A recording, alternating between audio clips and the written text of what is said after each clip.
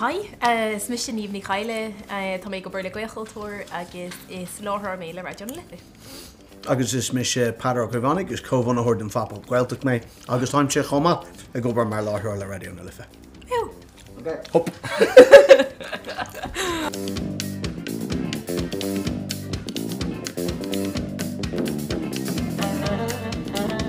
Halón bhfuil an banna sa go má bio stáitse.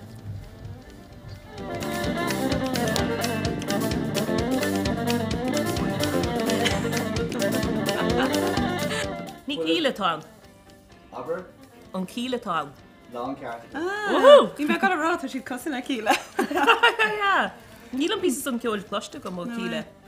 Current sé gcuoine gom Redneck Manifesto na rudaigh ach le blas mór Gaelach. Yeah. Nuair kickálan an idle sin seach. Yeah. Sin tú agus ní léon gá leis na ní léon lyricí an, but ní léon gáil. No, Neil, remember one time I was like, doesn't she make fear funky, like being a third guitar around and like boom, boom, ba-dum, ba-dum, boom, boom, boom.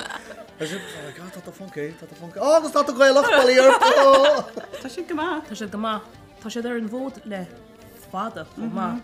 An bhfuil an tahantas seo fachta go dísa. Tá sé cinnte díte go, tá siad ar an móthir le blianta fada. Agus bíonn siad a tríomh rudaí nó chomh má. Sin rud a hanú nom, Tá sé sin iontach, a rouse ar fad, like... Brána míad eáil. Inis, casú sin. Just an seo? Yeah. Sacúne? Inis. Yeah, an cáiltíd. Cuirmid gléachar. Yeah, fáiráin snodathe. Cáil na snodathe.